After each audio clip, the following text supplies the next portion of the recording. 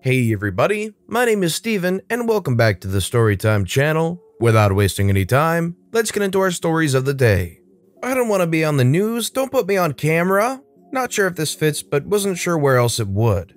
I was standing in line to get into the supermarket today, and the person just before me was a surly older gentleman who was not wearing a mask or facial covering, and appropriately, wearing a biker jacket with a big patch that read, "Freak Helmet Laws."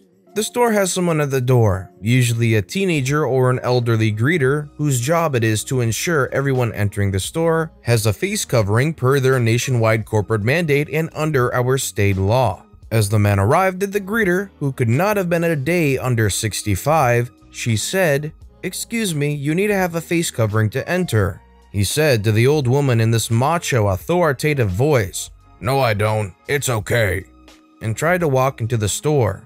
The old woman goes, "Actually, sir, you do. It's not just policy anymore, it's the law." And he starts spouting off about how it's an unconstitutional law and how the greeter isn't in a position to enforce laws.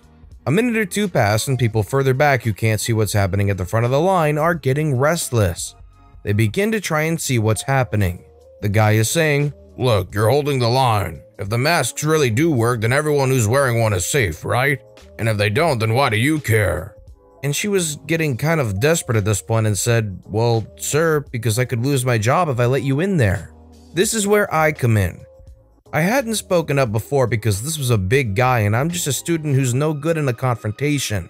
I figured adding myself to the mix would only make the situation worse. So I took out my phone and started recording. I figured he would be less likely to do something violent to the greeter or escalate further if he knew he was on camera. Here's what I had forgotten. I was wearing a shirt from a 5K that was sponsored by our local news, so I had Channel X Eyewitness News in huge print across the front.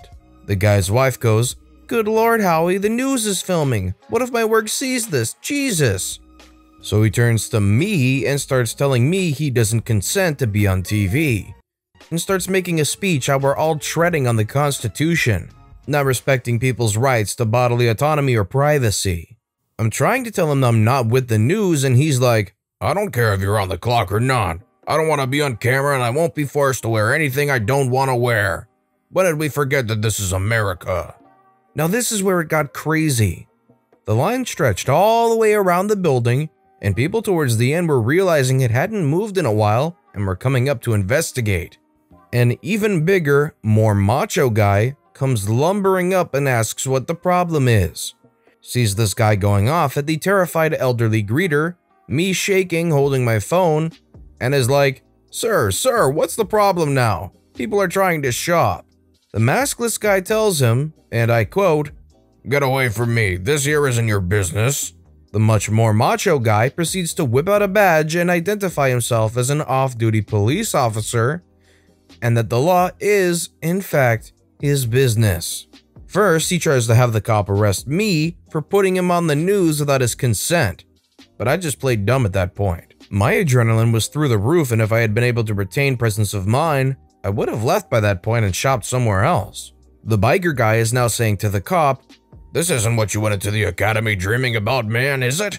You're not stopping bad guys, you're forcing regular people to go against their beliefs." Cop said, "No one is forcing you to do anything, sir. You are free to make your own choices.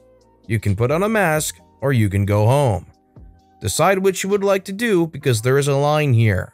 The biker guy keeps saying he isn't doing anything illegal and has a right to shop in a public business, and the cop just shakes his head and starts quoting the official mask law that the guy is breaking at him. But the biker guy is just talking over him at that point, and the cop realizes he isn't getting anywhere. So the cop says, "Look, I don't want to escalate this, but you're not giving me a choice in this situation. If you won't leave of your own volition, you're trespassing," and starts explaining what will happen. The biker guy is ready to stand firm and says he knows he's in the right, but his wife is smarter and says, "Jesus, Howie, are you insane? The man's a police officer," and very ashamedly apologizes as she forces him to leave with various threats. Took nearly 15 minutes to get into the store. Caused a major backlog of shoppers, and made a poor elderly woman fear for her safety. Just wear the mask or get your groceries delivered. I mean, seriously, people. Of all the hills to die on. Here's a good theoretical question. If you're OP, you're standing there in line watching this macho guy with the freak helmet laws biker jacket on going at this elderly woman about not wearing face masks. What would you have done in that moment? Would you have said something? Would you have done something? Would you maybe try and just wait it out? Let me know what you would have done in the comments below. Mormon missionary gets mistaken for a cop. In the mid-2000s, I was a Mormon missionary. If any of you have knocked on your door, you know the type. A pair of young men wearing white shirts, ties, and dark slacks with a very naive look on their smiling faces, and asking if you want to change churches.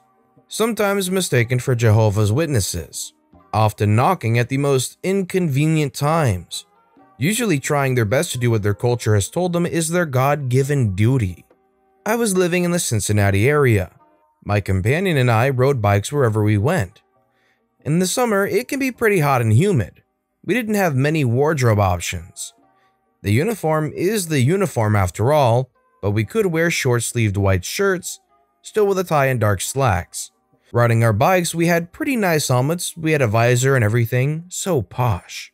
Because backpacks were verboten, we would usually wear cross-chest satchels.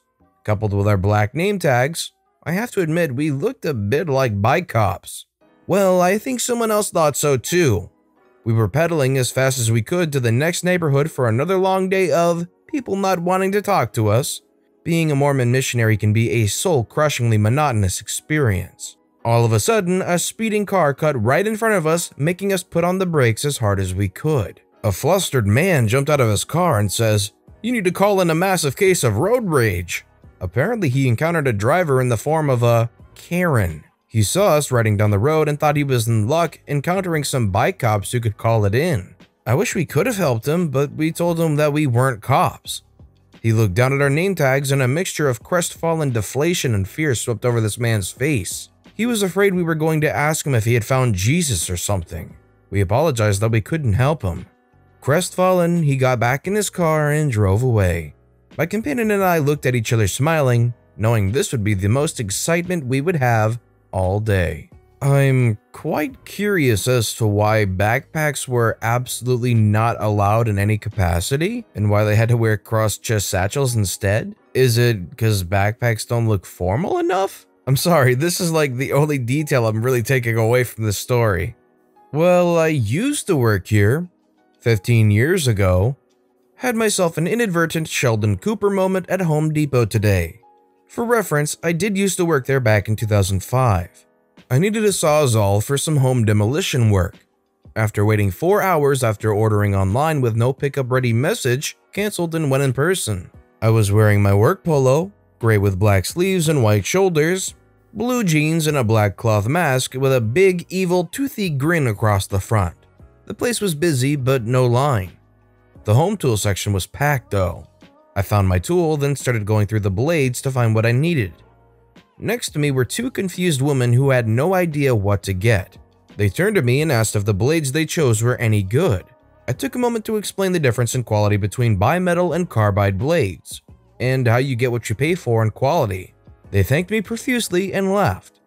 I turned around and someone else immediately started asking about tooth count and job requirements. I helped them pick out some pruning blades and they also thanked me. Turned back the other way to leave, only to hear, "Can you tell me where I can find— Wait, you don't work here," and walked away quickly. I really didn't mind helping for a moment, especially since everyone was polite. They were busy enough that I easily could have stood there for half an hour straight.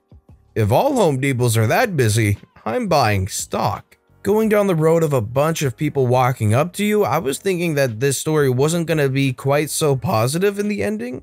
And also, a Home Depot is definitely one kind of store that probably will never go away because there's always a need for that kind of thing. So maybe the stock idea isn't a bad idea.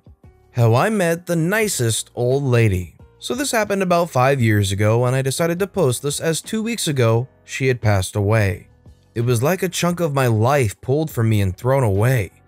It reminded me of how we first met. This will be quite a short story though. So about 5 years ago, I was dropping off my mom and dad at the airport as it was their 50th anniversary, and about a minute after dropping them off, an old lady opened my car door and gave me her address. I was slightly confused at first, but then I realized she thought I was a taxi. There were no taxi signs in my car, nor was I near any taxi area. I told her I am not a taxi and she apologized and was about to leave, but I told her I could drive her home free of charge. The drive was about 1 hour from Southampton Airport to where she lived, and on the way, we talked about how our families were doing. It was sad hearing how little family she had left. It was only her daughter and her grandson, and most of the time, she was all alone with no one to talk to.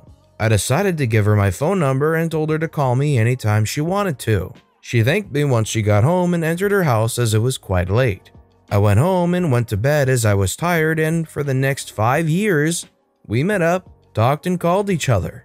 But it was when she started not picking up, I started getting worried. I got a call from her daughter that she had passed away, and I was devastated. She was in her bed and she died in her sleep. After her death, the only person I could talk to was myself.